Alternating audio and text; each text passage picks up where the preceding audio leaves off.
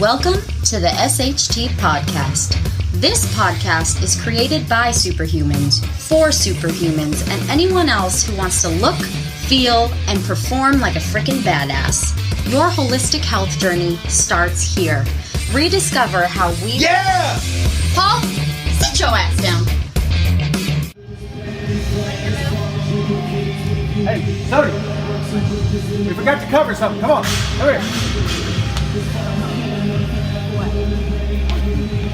I don't know, after going through the foods to avoid, I felt like there's some things that we didn't cover that we kind of made a commitment to covering in our very first episode, our first couple episodes. So I want to redo or add to what we had before, okay? So let's get started for Foods to Avoid Part 2. Part 2, mini episode, after I take you to the ground. Short one today. Yes, we're going to do a little mini-sode. Yep. We're adding on to our Foods to Avoid podcast because we want to bring you guys more information. Yeah. Why am I so neurotic about this? Because this is like a lifelong thing. As this program progresses, people can go back to this. That's the way I'm saying get the information the way it should be told. Yeah, it's a resource. Yeah. And then it's like people don't know we've shot like most of these episodes several times. Yeah. Because it's like we want to we just want to make sure this is a good resource. That's yes. it. Yeah. No, I agree. Yeah. And I mean, I feel like there's some points that we missed yesterday. When we did the episode. So I think we did a good job at covering like what's out and the foods to avoid. Yes. I wanted to talk a little bit about how we incorporate. Remember we talked about how we come up with our guidelines, and that we talked about we use a combination of ancestral wisdom combined with modern science, combined with our experiential knowledge that we've received from our community and the feedback that we've gotten over the past 6 years. So that's kind of a little bit of what I wanted to touch on today. Okay, let's do it. Okay. What do you want to start with? The first one, sugar. Okay. So we talked yesterday about like sugar, the 4 grams equals a teaspoon rule, and I think we talked a little bit about vitalism versus reductionism, or did we? We did not.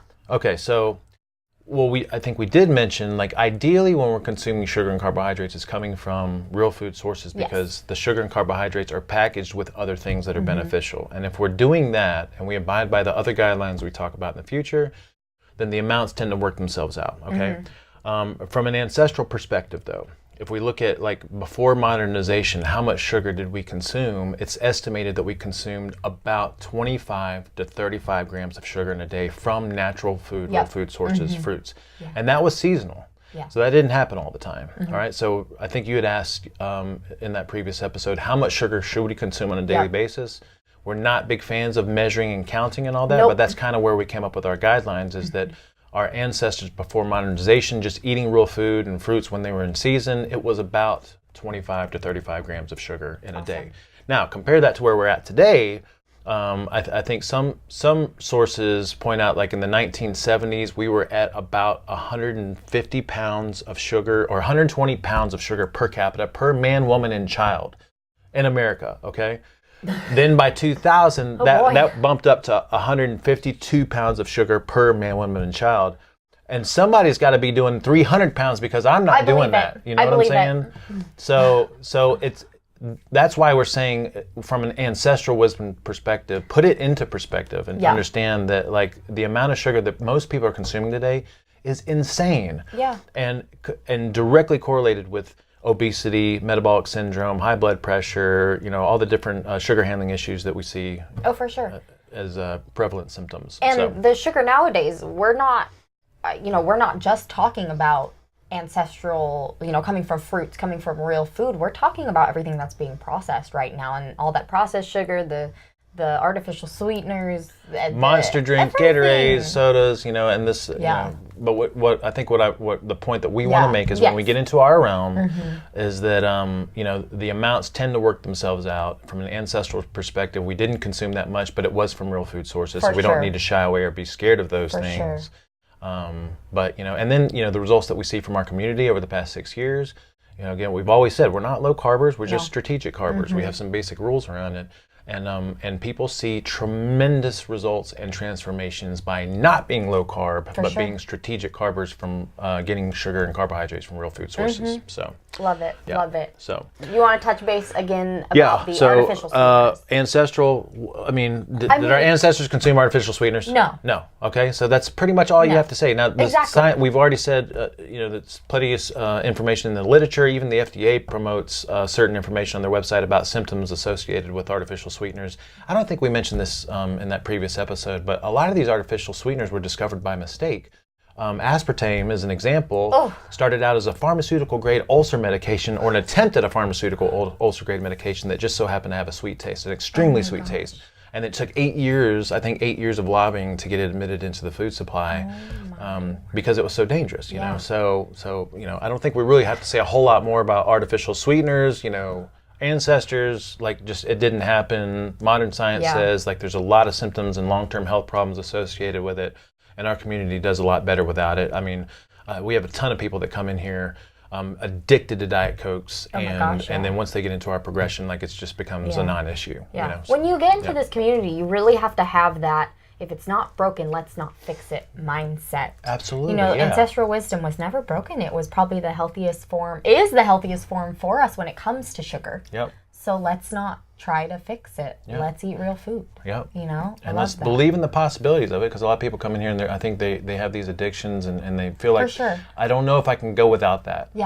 But again, people get into this within 2 weeks because they become nutritionally sufficient, less toxic, their energy levels improve, and like all their symptoms start to change. They think better. They're just like, wow, what was I so scared of? Like, it's so easy to give up that It's stuff, a beautiful transformation. So nice. So you want to touch base on refined and processed food again, common sense, ancestral wisdom would say, like, when we say processed food, protein powders, shakes and bars, Hot Pockets, Pop-Tarts, I mean, Pop-Tarts is in my head. You're reading my mind. I'm not kidding. Why? Because you used to be addicted to them? No, I was just about to say, my grandma never had a Pop-Tart. Like, and that's not very ancestral, So well, when they came out, I remember my grandma, like, it was like a dessert, like it was a treat. That, like, it was like something that was almost like, look what we found at the grocery store. Now it's an everyday breakfast. It can be for a lot of people. For a lot of people. So ancestral wisdom, it just didn't exist. And then, of course, modern science, we have the combination of all the things that we're trying to avoid. And again, most of our people just don't even think about those things anymore. And I always like to make this plug about vitalism versus reductionism. There's just something different about real food versus these processed foods that are fortified with vitamins and minerals. It's just not the same as getting nutrients from real food sources. So that's a great point. That's a really, really good point. We touched base on grain-like seeds. Grain-like seeds and grains. So this is something that really made me think about when we did that first episode, that I didn't touch base on the way that I wanted to, because a lot of people would say, well, why is gluten bad? Why are grains bad in general? And did we touch on seeds and shells and all that? We talked about why to avoid them, but the gluten thing would be great to mention. Okay, so cereal grains have not been prevalent in the human diet until the Neolithic and agricultural revolution, and that is estimated about 10, 15, 20,000 years ago. If you look in the fossil record for evidence of us consuming grains, you'd see maybe about 40, 50,000 years ago we start to see, what are those things that you grind? Mortar and pestle. And pestles and things like that. So there was evidence of us consuming seeds like that, maybe 40, 50,000 years ago, maybe a little bit longer ago. But what we find when we study ancestral populations is that seeds are like a backup food supply. Okay, so if I have a really harsh winter and I run out of my nutrient-dense meats and traditional fats and maybe some of my produce, that's a little bit more shelf-stable, then I could always turn to some seeds because they are shelf-stable. When we learned how to harvest cereal grains, one thing that's really beneficial about them is they are shelf-stable, but in that shelf stability, there's a lot of protection built into them. So in order for me to digest these things or to make them digestible, I have to go through an extensive process.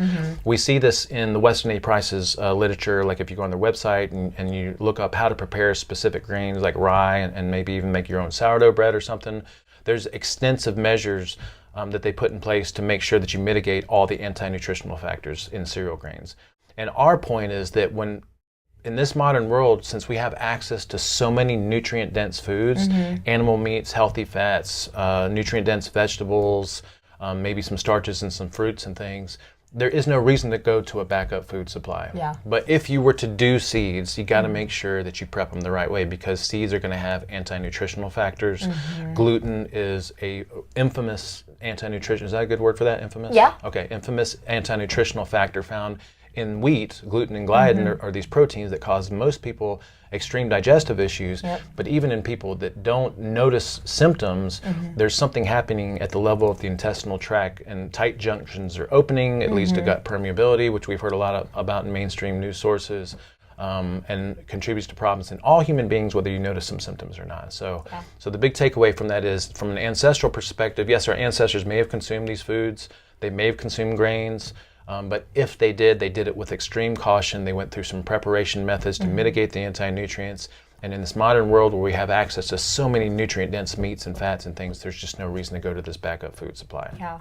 I love that. No, that's going to help a lot, because there's a lot out there in society that says gluten-free. Let's stay away from gluten. Avoid gluten. Okay, but why? A lot of people don't know why. So that's an awesome breakdown. That's really, really good. And then experiential knowledge from our community. I mean, when people lose the grains, they get their brains back. No, I agree. When and people lose the grains, they feel better, and their digestive. and the moment that we go off and we have a little bit of bread or a little bit of something made with whole grains, like, I mean, almost all of us, experience symptoms that we didn't even know were there before. Oh, yeah. So I've had some really great approved pancakes. And approved pancakes, I mean, coconut flour? Yet, some type of flour causes my digestive system to not do so hot. Well, see, that would be an indication that seeds in general, that's almost kind of proof that it's not for everybody. Exactly. And we have to be really careful about it. Yeah, no, love that. Cool. Last episode we talked about trans fats, oils, toxic fats and things. Yes. Okay, so let's breaking it down to ancestral perspective. Ancestrally, the fats that we consumed were traditional fats, and that means that they came from the animals that we consumed.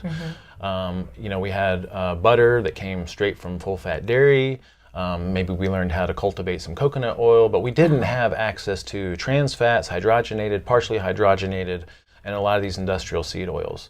And what we see in the literature, we mentioned a little bit about it before, is understanding there's a difference between polyunsaturated, monounsaturated, saturated, and there's also a difference between where those things come from. So the source is important. We want traditional fats.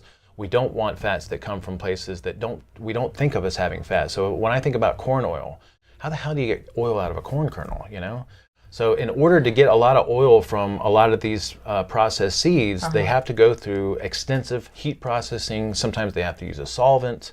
And so they're getting oil out of these things, but it's not healthful oil. It's damaged oil. It's highly processed. And this is contributing to a lot of the symptoms that we experience with cardiovascular disease and inflammation. We didn't touch on this in the previous episode, but the reason that fats are so important is because, first of all, if I eat toxic fats, I'm not going to notice symptoms. Most of us are not going to notice symptoms right away, because the body will take those fatty acids up readily. It will use them, but then it displaces the body's ability to assimilate the traditional fatty acids that it needs to build cell membranes, to facilitate the crossing of nutrients across the cell membrane.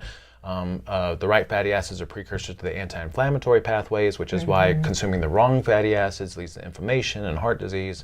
And so it's just, again, bringing it back to a common sense perspective, these newer fats are things that we never had access to or exposed to in our previous history.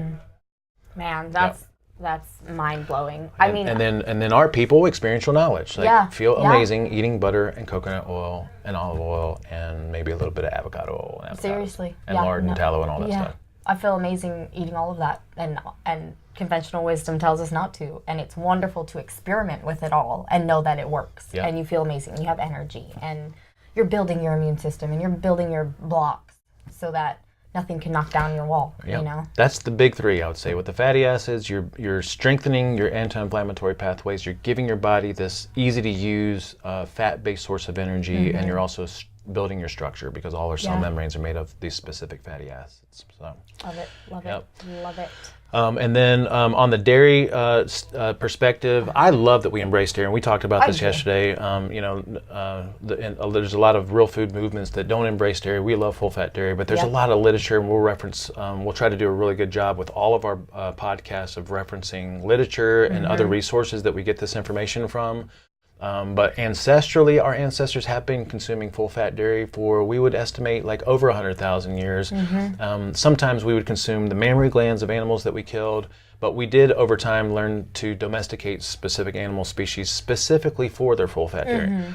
And there are certain populations that have built lactase persistency and have the ability to digest dairy on a regular basis, and we see that improving more and more over time. Yeah. And we see a lot of studies and research that point out that people that consume full-fat dairy products versus people that consume low-fat dairy products actually see improved body composition, improved blood sugar handling measurements, and just seem to do a lot better health-wise over the long term. And then within our community, we have people that come in that think dairy is bad for them. They think they can't tolerate it, but when they come into our community and they clean up everything else and they choose to consume full-fat dairy that has a decent level of quality, I'd say 90% of the people come out of the progression like, okay, I can do cheese and stuff, and I love it, and it's a good addition to what we're doing. I mean, I'm a prime example of it. At first, you couldn't even do butter. You were like, I've had 3 people in my history that were so dairy sensitive they couldn't do butter, and you were one of them. Yep. And now I feel great. Yeah, but you don't do good on cheese and stuff. No, right? no. Goat cheese, yes. Okay, cool. Yeah. And then GMOs, I don't think we really have a whole lot more to say about that because we did reference some good information there. For sure. But we do want to point out that we have some good links and resources to the Non-GMO Project, and then also Jeffrey Key's information, which is just really, really good, comprehensive.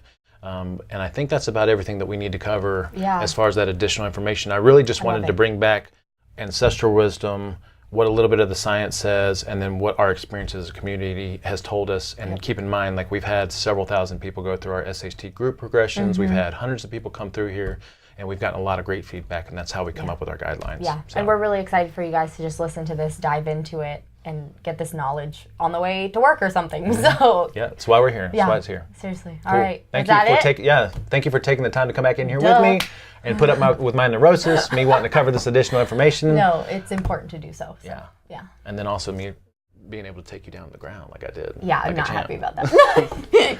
All right. All right, guys. Have a happy here. new year.